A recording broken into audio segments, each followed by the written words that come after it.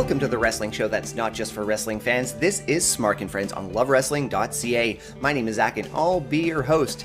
We do a lot on this little show of ours. We do watch-alongs with uninitiated wrestling fans of a wrestling match. We'll speak to wrestlers about their projects outside of the squared circle, but it's been a while since we've reviewed a film or a TV show that has a wrestler or two in the cast, and that's exactly what we're doing today, because filmmaker Adi Shankar just dropped a new series on Netflix. It's called Guardians of Justice. It's a superhero series, and it's starring the master of the diamond cutter himself, Diamond Dallas Page. And joining me for this this series review are two of the most positive forces of nature I've ever come across in the whole wrestling content and journalism sphere of the internet. I'm speaking to Ross W Berman IV and Mr. Warren Hayes for a review of Guardians of Justice.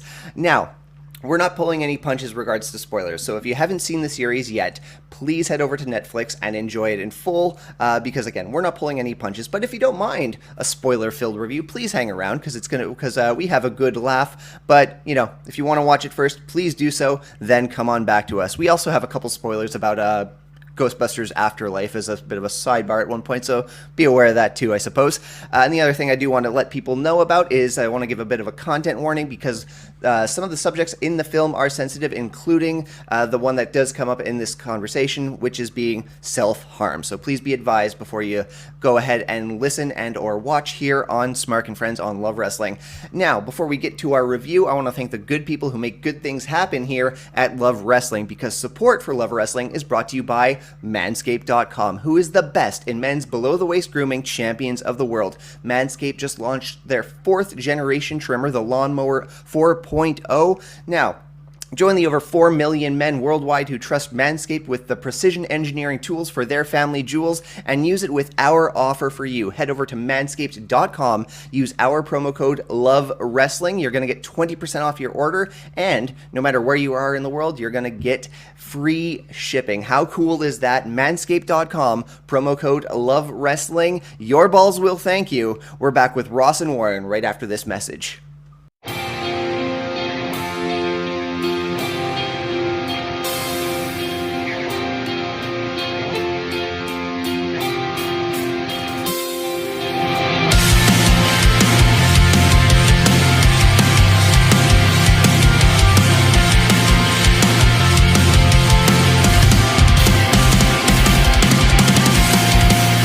patient. I swear it's worth your time.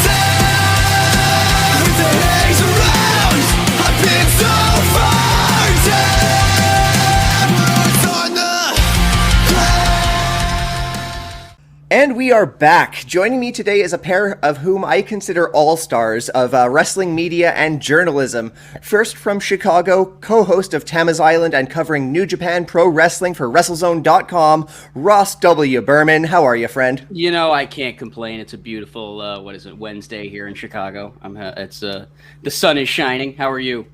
Yeah, it's one of the warmer days we've had in Montreal in recent days. Like we've gotten +7, which is very nice. I recently found out Montreal's an island. Are you are you on the island or are you off the island?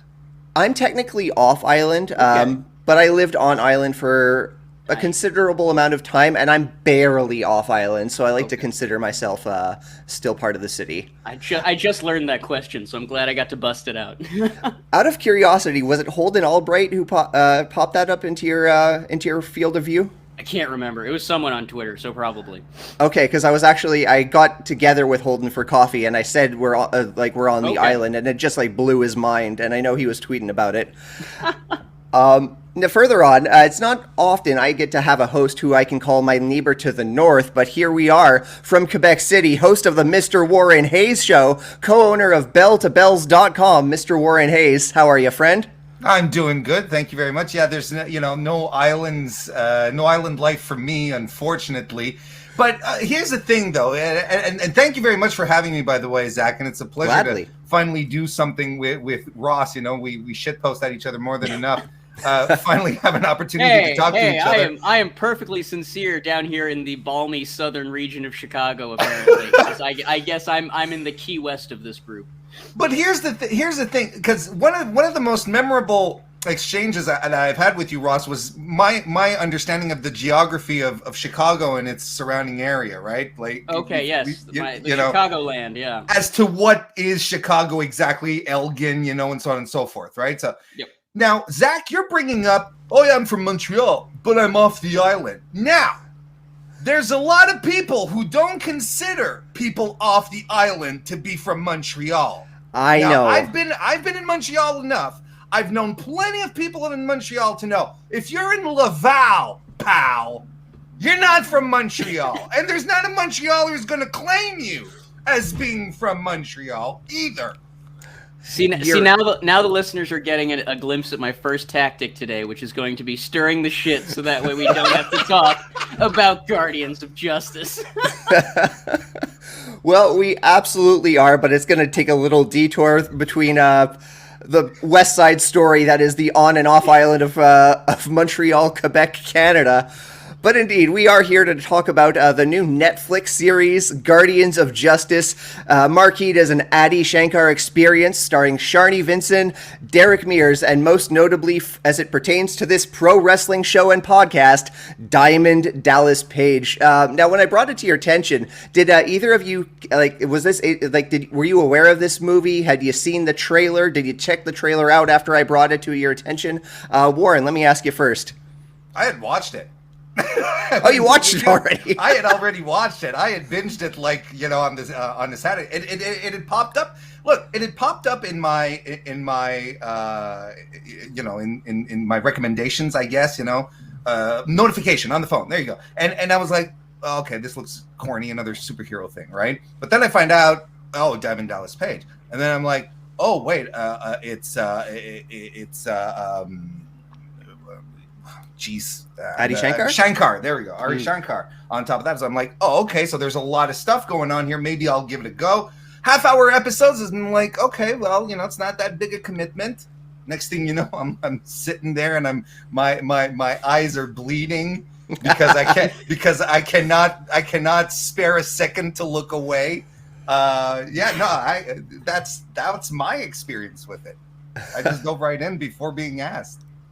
Ross, did you catch it? Did you have any expectations going in based on promotional materials or otherwise? I did, because back in the day when Netflix used to have wrestling content on there, I used to watch some of those, because they would put the WWE DVDs on Netflix, and so I would watch enough of them that the algorithm would always pop up. I'd turn on Netflix to go watch Power of the Dog again, and they'd be like, hey, there's Diamond Dallas Page is in this, John Hennigan's in it, you might like it. So I'd seen the trailer, and then when you posited the idea of, hey, do you want to come review this? And you had mentioned that it's only half-hour episodes. I was like, well, if it's half-hour episodes, I can give it a go. And I'm actually glad that me and Warren are starting off on an area of agreement, because I also had blood in my eyes from this show. It hurt. It is a visual experience that we will talk about, I'm sure.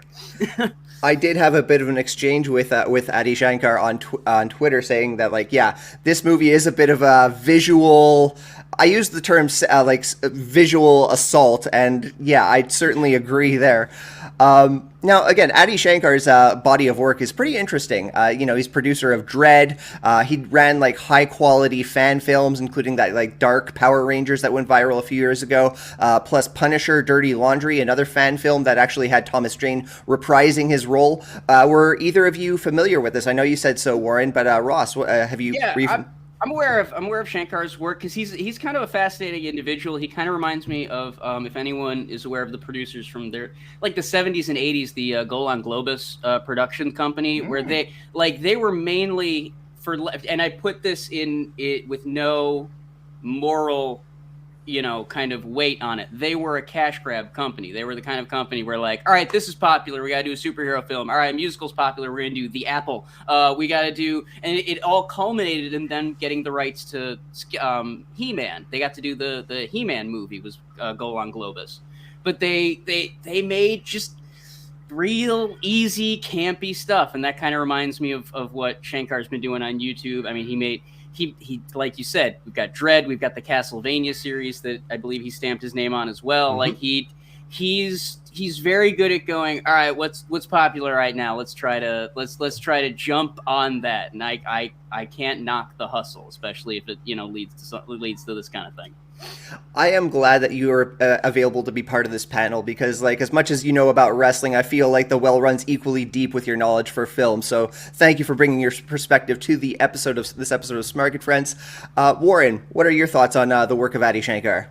Yeah, I'd seen the aforementioned Punisher fan film, and I actually rewatched the Power/Ranger fan film just before we started, actually, just to be like, reset and see how far he's come, or is he, how are things still maintaining? I mean, it was, you can understand everywhere he comes from in Guardians, essentially comes from all his love for 90s pop culture, things that were geared for children. You can absolutely see where all of this comes from when you start looking back at what he does. So yeah, I mean, he's I kind of feel like, well, I mean, maybe not go exactly. Maybe we're not going to start going exactly into the full series just yet, but yeah. His work is a product of his generation, right? Like, I think he is, he's absolutely, positively his output is absolutely an output of just color media, and then media on top of media on top of media on top of distribution and types of media as well. I think, it's a kaleidoscope of everything he's ever liked. Right. It's about consumption. It's not because, like, you can say it's about media, but it's not about it. Yes, well, I think people can have like a personal connection to superhero films, especially because, like, I'm around Adi Shankar's age. I remember the superhero films and the superhero franchises we were raised on. They were toy commercials. They were about buy as many toys as you possibly can afford, and then buy a few more because they're going to be collectors one day. And so it's not necessarily about, like, he doesn't connect with you on the level of, like, oh, I remember my first kiss. Oh, I remember the first time I ever, like, really saw a sunset. He connects with you on the, oh, I remember the time I got that action figure I liked. Mm-hmm. And that's what this was. It felt like kind of throwing a toy box at someone. And smashing the action figures together. And so that's why I'm sort of like, I don't know if it's about media. It's more about the consumption. It's more about I've got all this stuff. I have to play with it, or else it's just going to sit here. I think it's a little bit of both. I think there's that, but I think there's also a grown-up part of it, because I think the marketing / propaganda aspect of it's like, how have your consumer habits, basically, that seem so naive and chill when you were a kid, how essentially are they being used today to sort of maybe distract you from some real life stuff? And that is the most groundbreaking thought of 1987, when they did Watchmen, and then they did Watchmen again, and then they did Watchmen again, and now here we are doing a copy of a copy of a copy with Guardians. Hey, listen, I've sat through 3 grittier Batman reboots in my lifetime. Okay. Yep. We have time for another Watchmen if there's a couple more dozen Batman films to be made. Is what you're proposing? Oh, sure, and more Alan Moore coming out to say they can't do anything without my work anymore. It's true. The Watchmen parallels are striking. A lot of similarities. It's a lot of similar characters to the DC universe. So it's like the allegory of Watchmen. Not the allegory, but you compare the Watchmen characters to DC characters. It's that, and it's like Rick and Morty Watchmen. It's like if Rorschach was belching a bunch during his narration, where he's like, "Oh, the city's full." I think that's kind of the tone they've got striking with this. Well, in regards to Dallas Page, we're going to, as you bring up the narrator and the lead character, Diamond Dallas Page was my guy in WCW. That's the guy I was rooting for when I was a kid during the Monday Night Wars. But there was a time I was falling out from wrestling, and then I caught the Devil's Rejects, and I was like, is that DDP? And of all things I recognized him from, it was the little star tattoo on his pec. Unmistakable. Unmistakable. And anything else, it could have been another Hollywood tough guy, certainly, but it was just that telltale star on the pec. Outside of wrestling, I'm going to ask my cat to get away from the microphone. Have you been familiar with DDP's work in film or any other television? Ross? I'd seen Devil's Rejects, and I think he's very good in that. I am going to throw out a film title, and people are going to think I'm joking here, but I'm not. He's fantastic in Ready to Rumble, because in Ready to Rumble, he has to take the DDP character and make it a movie character. Mm-hmm. And I think he does that so seamlessly that you have to just kind of credit the performer, because the script isn't what got him there. It's not the directing that got him there. It's the fact that DDP knows who DDP is through and through, and that's one of the most important things a performer can be. That was one thing I kind of was disappointed with. Is I felt like DDP was kind of sleepwalking through this. I wanted full DDP in this. I wanted Devil's Rejects DDP, and I think Warren? that was. Oh, sorry, go ahead, Ross. No, that was no. I was just buttoning. Oh, okay, Warren. Well, as far as his filmography goes, I think it stops for me at Devil's Rejects, because I do remember Ready to Rumble for better or worse, but yeah, I mean, I think to go off on the point here where you're like, I wanted more DDP. I think just the way this was shot, how the script was set up, I think it stunted. It stunts performances. If there's one major negative there, I think that's part of it. Other than that, no, I can't say I'm all that familiar with DDP's body of Hollywood work. At least he hit a diamond cutter. That's the takeaway here. Mm-hmm. No, I popped for that, and I tweeted it, and Ari retweeted it. So he was vanity searching for DDP Guardians stuff. Oh yeah, no, I'm sure he's looking for all of the keywords. It just came out within the past couple weeks. And he comes from the YouTube world. That's a vanity searching world. And I'm not knocking it, by the way. No. Everyone does it. Everyone with a capital EVERYONE. Seriously. Yeah, absolutely. In regards to Dallas, he plays Nighthawk. He's a costumed vigilante, not a metahuman of any kind. He's investigating the apparent suicide and possible murder of Marvelous Man. Marvelous Man's otherworldly power has kept the world at peace and its power in check. With his death looms the threat of World War IV, for those keeping track in this film. His prime suspects, the Guardians of Justice themselves, Nighthawk's own cohorts and fellow heroes alongside Marvelous Man and himself. Like you mentioned, guys, it's a very Watchmen-like premise, but what did you think of the world building here, Warren? Yeah, I wasn't sure what to expect at first, and it becomes wild really, really quickly, right? Because when you after the very, very public suicide, you remember he assembles all the Guardians right in this one room. Then he's like, all right, so there's cyborg T-Rexes taking over Syria right on this side. And then it just this absolutely wild thing. You're like, oh, okay. And this isn't even the worst. Like, it's not like there's this.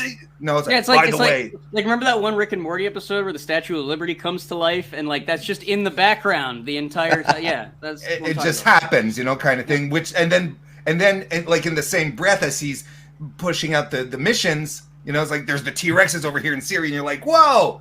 But then there's a landslide, I think, in Thailand, where it's like we need people. Yep. Oh, okay, that's very, grounded. Oh, and there's a drug outbreak over. Oh, okay, like it. I feel you got established very, very quickly. Like on one hand, you have these fantastical elements, but then on the other side, there's something that's also very grounded and rooted, and I think it gets, and I think that's ultimately part of the trickery of the entire 8 episodes, is that despite all the wildness and the references and the superhero meta that exists, there's always this undercurrent of very, very real things that does actually that comes full circle when you get to the actual ending, where you're like, the ending is extremely grounded in a certain way. Too grounded, I think is a way to say it. Because like, if we're talking about the world building of Guardians of Justice, because remember, Warren, how you were talking about how the multimedia or the mixed media presentation of it kind of got in the way of the performances. Mm-hmm. I think it really got in the way of the world building in that way that, like, you couldn't truly center what was the real world and what wasn't. Because I know that it's all supposed to be the real world, but you get the animation in there, you get the 8-bit stuff in there, you get all of it. It just starts to really. I think it wore on the way that they could build the world, because it led to, I think, things that they can't show you. You know what I mean? In that way that, like, when you're just kind of improv building a world, you're like, all right, and all of this stuff is happening. We don't need it to make sense. It can make sense later, somewhere down the line. And I think because that was so wild, when it gets to this kind of grounded ending, you're very much like, it's a whimper, Well, obviously, he, the main reason for him using all these styles, of course, is budgetary, right? We know that, and what a marvelous way for him to stretch a budget at the same time, because it's very, very adept. But I think these distractions are important, and I honestly think it's by design. Because that's the thing. I think the main purpose of them is to help distract you as the viewer, and I think it does it successfully, to distract you from the plot and what Nighthawk is ultimately up to. I think you're supposed to feel you're supposed to feel like that your senses are being overtaken by all of these visuals and colors and. Like, I'm not knocking that part, but what I'm saying is outside of to borrow a wrestling term, outside of the kayfabe of that sensory assault, which is like let's call the sensory assault like what a wrestler would be doing in the ring and kicking someone's ass. You need someone on top of that, reining it all in, so that way the sensory assault, I think, can be used to greater effect. But I think that's the point. I think that's the point. I think that's entirely it. so that everything that does happen that is like intrinsic, maybe a little more real, still seems fantastical, or you don't need to be attached to it, or you're like, oh, there's this here, oh, but look it over here, kind of thing. Yeah. You know? Warren, I'm actually glad you brought up the budgetary choices, because I had the same note. At first, I was like, you know, is this going to hinder the choices that the director might have otherwise made? But at the same time, like the way that they go all in on this, like they don't it doesn't seem like they're sheepishly just throwing out some cartoons just to kind of like pad out the story that they couldn't afford to do completely in live action. This movie felt like, or excuse me, this series, like it felt like it was completely unapologetic about using claymation, animation, 8-bit animation. It just went all in. And again, we call it an assault of the senses, and like in my case, I probably wouldn't have binged the series as I did had we not been reviewing it. I probably would have parsed it out a little bit, but I do admire that they just leaned into that choice myself. I don't know if it was supposed to be spaced out though, because like everything's a binge now, and I think something especially that's this sensory assaulting like this, I think this was supposed to be a content dump. I think you were supposed to kind of just go head first into what did the 8 episodes turn into? Like 3.5 hours, I think was what I sat there for. Yeah, like just go head first into 3.5 hours of this kind of madness. And I do agree with both of you. It's completely unapologetic. I'm just, as someone that, you know, I brought up the Golan Globus production company, as someone that loves historic trash, I'm supposed to like something with President Nick Nukem more than I did with this. You know what I mean? Like, that's such a great name. President Nukem. Come on. Give me more to work with President Nukem. Give me more to work with Red And Talon. who has his own theme song too on top of that. Exactly. Yes. Like it felt I almost feel like the second season of this show is going to be so much better because they know what it is now, whereas this was just them being like, I don't know, what are the Guardians of Justice? What is this world? Let's figure it out. And then next season we can actually have fun with Nick Nukem and his theme song. We can actually have fun with some of the stuff we set up this season. I really like your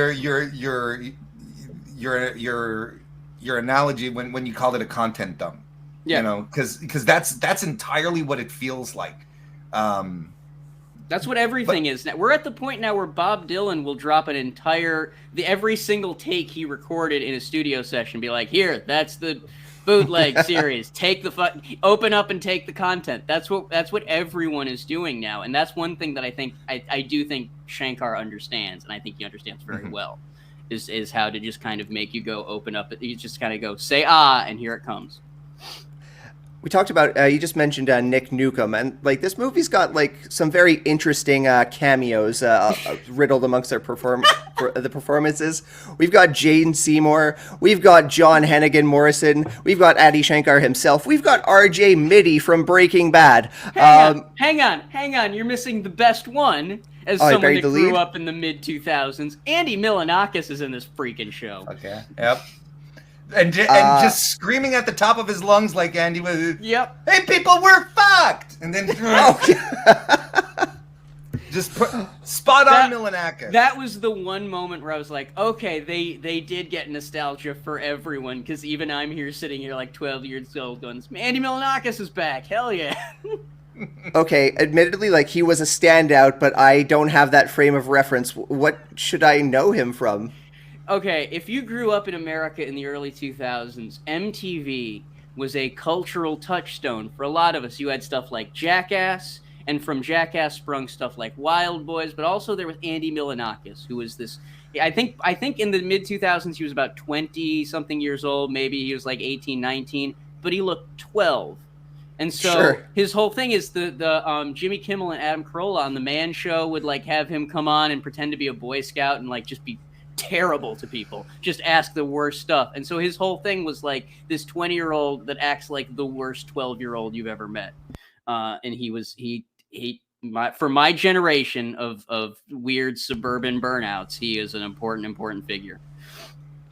Okay. I've got the IMDb page and I've just found him, and I do recognize him from Waiting, but I don't have him like embedded in my cultural touchstone. Warren, are you familiar with Andy? Yes. He and he had a bit of a revival. I was too old for MTV in the early 2000s, but Andy Milonakis and Wonder Chosen, that was my jam. Yeah. Wait, was he in Wonder Chosen? He would but he was of that generation. He was all that thing. It was all that. It was that era of where comedy was supposed to be annoying. Remember the good old days when the whole point of comedy was just like yelling in a waiting room until someone told you to go home. Which was invented by a Canadian named Tom Green. Exactly. Exactly. The Tom Green. One of our finest exports. Oh, unquestionably. But yeah, and Milonakis had a revival. I think he had a bit of a career revival thanks to Vine a couple of years ago. Because he's still, as you saw, he's still kind of, he doesn't look 12, but he still looks young. So but he's still a young dude. Isn't that a condition? I think it's a condition, right? And he's using it, man. Like Joe C. and Vern Troyer and everyone else who's that guy that's gonna get the UFC fight? The little Khabib. Hezbollah, the little guy who shows up at all of the UFC fights and is like punching the big guys. Okay, he's getting a fight. Yeah, good for him. Dana White, because there's another little guy that's like Hezbollah's size that they like keep getting in scraps at whenever they're in like the Saudi Arabia shows, and so they're gonna try and get those two to get in the cage. Okay. It's gonna make so much money. I'm gonna be there. Oh yeah, good for them. Again, secure that bag. Absolutely. Hezbollah Hive, stand up. Stand out for. Oh, sorry. I had to mute for people in the parking lot. Yep. Or I still do. It's all good. They're moving, man. It's the middle of the month. Yeah. Another standout for me, though, has got to be John Morrison. The Red Talon. Again, it's very tacky. It's very, there's no subtlety in his performance. It's not, Peacemaker. I haven't seen Peacemaker. I shouldn't be making comparisons to things I haven't seen. No, it's very much not Peacemaker. With all respect to John Hennigan, it's not Peacemaker. For sure. But I just saying, I have time for that character. If they want to, if we're talking about a second season of this show, if it's in the form of a Red Talon prequel where he's constantly telling DDP to fuck off, I got time for that. Did either of you see the movie that John Hennigan produced right before he went back to WWE, like Boone the Bounty Hunter, I think is what it was called? Oh yeah, he produced that? I didn't know that. That was one of his passion projects. Like John Hennigan is like he when I talk about the idea of kind of wasting a talented cast, he's one of the guys I'm talking about, because at the end of the day, John Hennigan's the kind of guy that if you really center a lot of this on specifically Nighthawk bouncing off of Red Talon, because I think DDP and John Hennigan just they have very natural chemistry. Man, you could really make something of this show, because John Hennigan is a star, and he's got that, like I said, he produced Boone the Bounty Hunter. He's got that production mindset where he can help make it more than just content. Because he was absolutely a scene stealer here. Yep. He was one of the only characters that had a backstory that you could relate to, where it's sure, it has the Batman tropes, but the whole thing's tropes. That's one of the strengths of this. The whole thing is tropes. But he took it to another level because he had this megalomania about himself when DDP Nighthawk starts feeding him, it's you could do this, and then he sees himself getting all the victories and the ticker tape parade and the statue stepping on top of the Nighthawk statue. He gets all these ideas. I mean, that stuff was he literally had one of the characters where you had the most where you understood at least his motivations the most. So of course he had to die. Of course it's a Goose situation, right? It's a Top Gun Goose situation where you're like, okay, look, we'll give you all the reasons to really like this guy. I didn't want to straight up say why I was trying to use waste in the pun term. They wasted it. They wasted a talent because like it's like Zach said, unless they go back to the prequel, that door is closed. And Yeah. well, I guess technically, Or it's maybe not, he survived. or maybe 'Cause they he didn't resurrect him with some kind of Lazarus pit because it's comic books and who gives a shit. But or who gives a shit? Fuck. But I tried to censor myself. I went worse. That's what you get with Ross W Berman IV, baby. But yeah, like I feel like DDP, especially in that Nighthawk mode, he kind of did. Any of you see the Michael Keaton movie Birdman or The Inexplicable Virtue of Ignorance? Like that's what DDP kind of reminded. Like it could have been that if someone had actually kind of brought the magical realism into it, and especially since the Nighthawk gear looked so much like that Birdman outfit from the movie. It really did.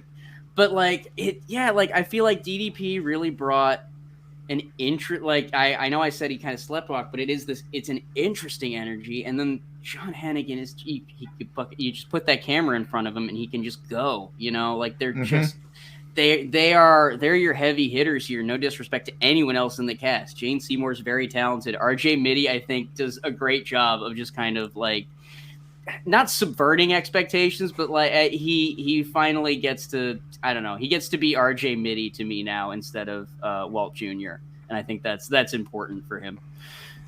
What did you guys think of the use of the character of, I'm going to make sure I pronounce this right, Nosro Calcantor, the stock footage used of Orson Welles' Warren?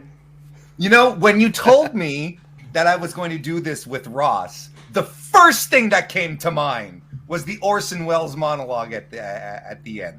That was the first thing that came to mind. And I mean, do you want to talk about something completely unexpected? And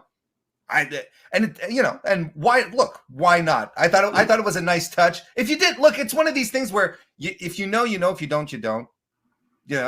Do we call it an homage at this point? Yes, it's essentially a pastiche. Where it's an homage to everything. It is ultimately an homage to one of the greatest comic book movies of all time, Transformers the movie, in which Orson Welles, in his final film role ever, well, technically his final film role, they then finally released Other Side of the Wind in 2018, but he did Other Side of the Wind in the 60s.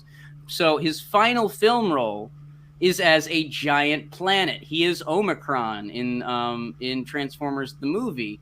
And so like I know you want me to be the film snob and be like, how dare they drag Orson Welles into this, but no, Orson Welles likes a paycheck, and I would assume his estate does too. And so I can't knock Orson Welles showing up in this. I think it was very classy.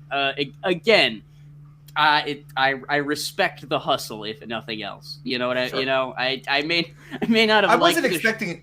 To be fair, to be completely transparent, I wasn't expecting you to shit all over it and be like, "How dare they smash the good name Citizen of Kane, the Magnificent Ambersons, Touch of Evil"? How dare? No, this is Orson Welles. This is the French champagne Orson Welles. I get it.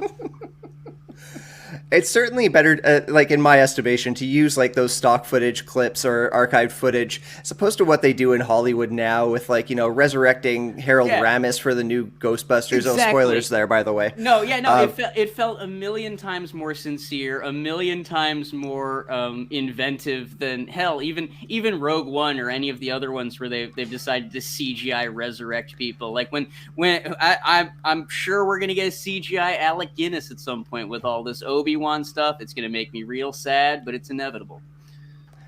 I feel bad about, I feel like I should have went with Rogue One, discussing, posthumous CGI actors brought back.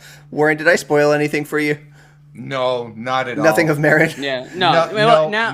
And it's a good time to be talking about this because we're a good 6 months to a year away from Marvel making a CGI death mask of William Hurt and just pretending that Colonel Ross is still in the Marvel universe. So it is what it is, and I can't fight it anymore. I just hope it's as funny as that Jeff Garlin CGI that the Goldbergs did. If you're gonna do the CGI, give me something to laugh at, is what I'm saying.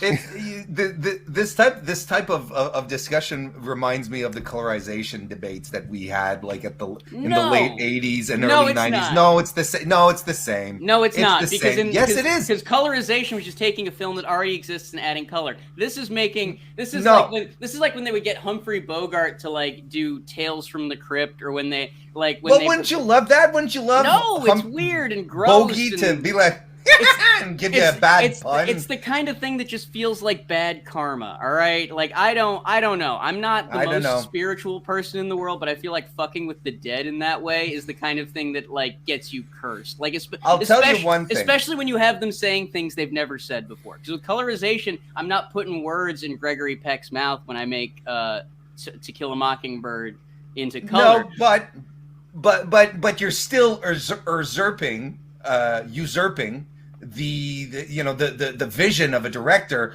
who had to compose with the limitations of being on black and white film, right? You're giving it an intent that probably wasn't there in the first place. Yeah, well, for the directors, but I still maintain that it's less of a vandalism, because here's the thing. I think colorization of movies is vandalism. I think the CGI thing is like necromancy. It's like selling someone's dead uncle to a scientist so that he can make a skin suit out of it. It's like back in the old days when they'd be like, "Oh, we caught Big Nose George, the cattle rustler. We're gonna turn his chest into a pair of shoes, and the governor of Wyoming's gonna wear it." It's just weird. It's just wrong. I don't know. It feels like that old world. It feels like the kind of thing that the old world would just really shake our heads at. It's dishonoring the dead, man. Oh my. As viewers and listeners might have caught at this point, we're not going to try to summarize the plot of this movie, the series, more than we already have. That would be a rather Sisyphusian task with the mile-a-minute frame news measures of the story in each frame. I will give them that. They put about 10 hours of story into 3 hours of television. Yeah. Yes. Yeah, Warren and I were saying before we went on air, like, you blink and you'll miss it. I wonder how much story I've missed in the glances I gave to my phone while consuming this. It's like I was saying, like when I started it up, I was like, I was preparing soup. I was making soup, So I bring my cutting board and my vegetables into the living room. I sit down on the coffee table, pop it on, and I got my chopping knife and then. And you watch a movie sometimes or a show, and sometimes you go like this, and you raise your head, and you do one of these. Like I'm putting my head down, and I have the impression that I'm losing out, that I've just missed some critical bit of information. So soup was delayed. Soup was delayed. I like how different our viewing experiences were. You're like, I was making soup, I was watching it, whereas I was like, I got a DM, I was given a mission from an online friend of mine. I put my scholar cap on up in my ivory tower, and I sat down and I watched this bad boy. Poured a little Merlot. In the absolute cacophony of storytelling that was this experience, what were some of your favorite moments? Ross, I'm going to defer to you first. I hate that it was so early into it, but it was just the introduction of Robo Hitler or Cyber Hitler or whatever. Oh God, right? Just once they said, "Oh, World War III and Robot Hitler has been defeated," I'm like, I want to see that. I want to see the. Don't get me wrong. They came up with some interesting stuff down the line. Like I said, Red Talon was fascinating, but man, give me the whole World War III Robo Hitler movie. I like the depictions of world leaders throughout this entire thing. Okay, yeah. Because they were like Nick Nukem in and about himself. It was like the most.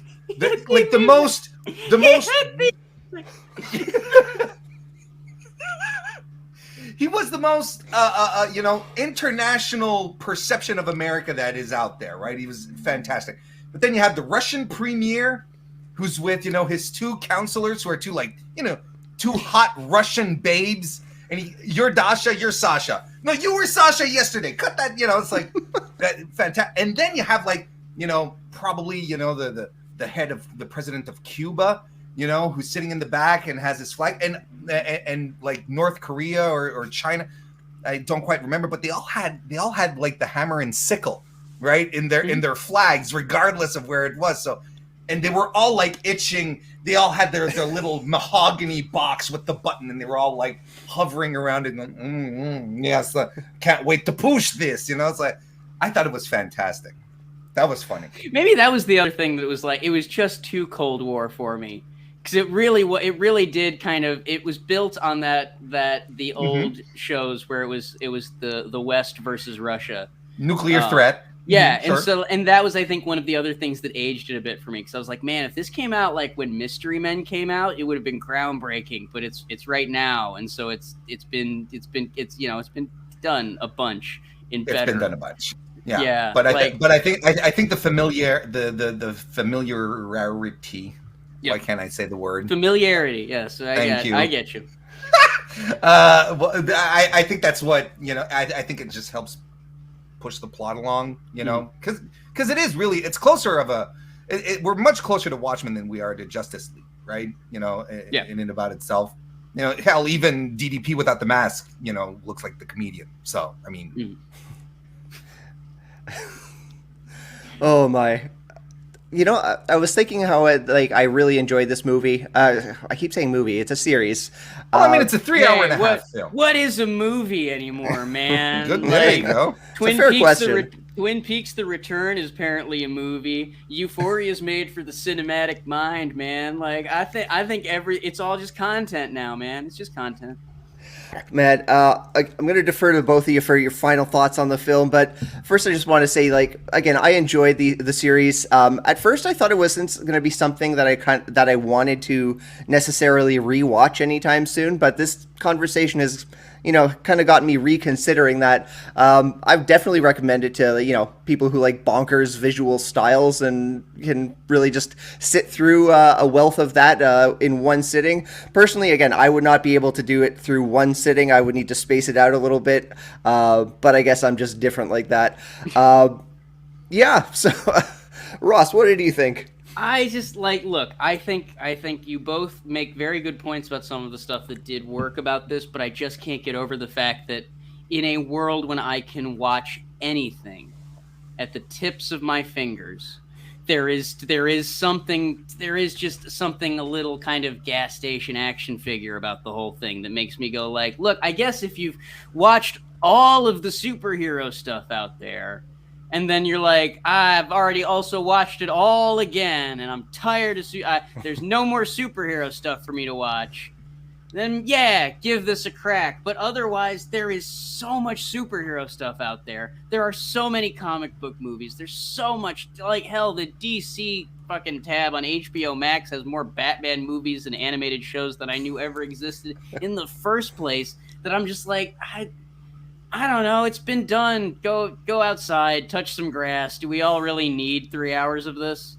This could have been a YouTube video for 15 minutes, and I would have shared it to everyone. But because it's making me tell people to invest, because I am telling people to invest 3 hours of their lives in a world where it seems like daylight is getting less and less. Nah, dude, go outside. There's more to life than this. That's my stance on it. A fair stance. Warren, what's your final thoughts on Guardians of Justice? I mean, Ross is not wrong. No, but he's right. This, I don't think this is necessarily a first choice go-to series. Honestly, because he's right. With the wealth of shows and films and music on top of that, anything is literally right there. There's no reason to feel compelled to necessarily watch this, but I did anyway. because it speaks to me, this type of environment, this type of universe that's created here. It speaks to me. I like the references. I like the fast-paced stuff. I like I liked all the pastiches and the overlays, the heads-up displays from video games, the Mortal Kombat callbacks. I loved it all. I thought it was fantastic. Ultimately, I like what's done here, and it's the way I like the overall theme. Yeah. And maybe I'm overthinking it, and maybe Ari can say, "No, you got it, pal." Or it's maybe 80. It's 80 Shankar. 80. Shit, excuse me. And maybe like he'll say, or maybe he'll say, you're spot on. The idea here is that the series is using, marketing and flashiness to cover up propaganda, to distract you from what's real. That's ultimately it. Even in the fight scenes, you have the health bars and everything because everything looks like a video game, because war is not real, right? Fighting is not real. There's no such thing as true murders because everyone respawns after a while. That's the feeling. Yet that's the feeling that you get, despite the fact that everything that is happening is very real. That people do die. That it's actually quite gory, quite brutal, and I think this is where it succeeds. You're not pushed to think of the plot or overthink motivations. You feel like you're in something very, very lightweight because you're completely overwhelmed by information, by flashiness, heads-up displays, video game references. You forget the bigger picture of it. And in the meantime, there are dark forces at work that are establishing their power while you're completely distracted by all the glitz and glamour and the cute stuff. I think it works.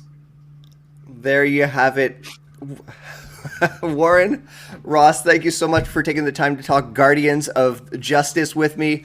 Again, I absolutely loved it, but I love talking to you guys about it all the much more. I'm going to leave the floor to you to let the audience know where to follow you on social media and anything you have coming up on the horizon. Warren? Well, I have a podcast that I record every Thursday night. It's called the Mr. Warren Hayes Show. Talk about professional wrestling. It records live Thursday nights, 9 p.m. Eastern, 8 Central, over on YouTube.com/Mr. Warren Hayes. So you can check that out. You can follow me as well. You can also listen to the podcast on your favorite podcast app. On top of that, follow me there or on Twitter at Mr. Warren Hayes. Thank you very much, Warren. And Ross W. Berman IV, the floor is yours. You can find me every Tuesday on twitch.tv/Thomas Island, where I record the Thomas Island podcast. We've been doing that for a long time now. We're very happy with it. If you want to subscribe to it, you can go to patreon.com/Thomas Island for all of your Thomas Island needs. You can find me online on Twitter at Ross W. Berman IV. I'm also on Letterboxd at Ross W. Berman IV if you want to see all of my film opinions, since I put a lot on the line here tonight. I got to put my money where my mouth is when it comes to the film stuff. Go see After Yang. It's fantastic. But you can also find me at Ross Berman IV on Instagram and rossberman.bandcamp for all of your folk, blues, and R&B needs. I got a new album coming out whenever I finish it. It's called I'm Your Lover Man. It's a gospel album. It's about preaching the gospel of peace, love, and fucking it all up. Marvelous, friend. Guys, thank you so much once again. How do I get out of solo layout? There we go. There you are. There we go. Once again, thanks so much for your time, guys. Thank you very much for having us. Thank you. It's no secret that I'm a fan of pro wrestling, but I'm also a really big fan of tabletop gaming. So when I came across Micro Titans Wrestling Micromania over on Kickstarter, backing it was an absolute no-brainer. So Stephen Dalton and the MTW development team were good enough to send me a prototype of the game. So again, I've been really excited, and I thought I'd share a bit of my excitement and do a little unboxing for you. As you can see, wonderful artwork by Carlos Aurelio. I'm sure we're going to see lots of his fine work in this game. So let's open her up. Alright, so we got some of the cards jumbled up on the top here. Brass knuckles and chair shot. These were some of the illegal maneuvers I was warned about. Russian leg sweep. Sharpshooter. Again, look at this artwork. Carlos, you did such a marvelous job on this, man. Just so era appropriate. So we got the wild cards. High spots. Let's read some of these. Again, we've got Montreal. Finger poke of doom. We've got move cards. It's quite a few. Once again, on Smark and Friends, we were talking about the various color coding of the moves and how they reflect the damage of any given card. Oh, here we go. The 10s. The big damage moves. Pile drivers, power bombs, and top rope elbow drop. Ooh, yeah! We got the color-coded dice. We got purple and yellow. We've got the championship damage counters. So you can see they go from 99 to 0. This is going to be the grappler pins. Who we got here? Okay. So this would be the Pain Master. Let's take a closer look there. I'm guessing he's the heel, and let's take a look at the baby face, the Mighty Inferno. There he is. Streamers and tassels and all, the Painmaster and the Towering Inferno, destined to duel forever and ever in Micro Titans Wrestling Micromania. The base game for Micro Titans Wrestling Micromania comes with everything you see here. I'd like to thank Stephen Dalton and the Micromania team for sending over this awesome prototype. I'm really looking forward to playing it. Once again, this was just the unboxing. We're going to be filming a couple playthroughs in the coming weeks, and we can't wait to share those with you. And once again, this is just the base game. There's some really cool incentives over on that Kickstarter. We're talking dice trays, we're talking playmats. Visit, check it out for yourself. I think you're going to be as enthusiastic about this project as I am. Thanks for watching. Keep an eye out for the playthrough very, very soon. Additional support for Love Wrestling is brought to you by RK Athletics. If you're in the Edmonton area, Rich King is the person you want to speak to if you're ready to start chasing your fitness goals. Visit rkathletics.ca, check out the online resources that are available to you, and also check out that form at the end where he asks you, what are your fitness goals? And he's going to be able to help you start chasing them. And also, he's a very approachable guy, too, so if you just want to hit him up on Twitter or on Instagram at RKAthletics1, just send him a DM. Very approachable dude. Please feel encouraged to do so. Start chasing your dreams with RK Athletics.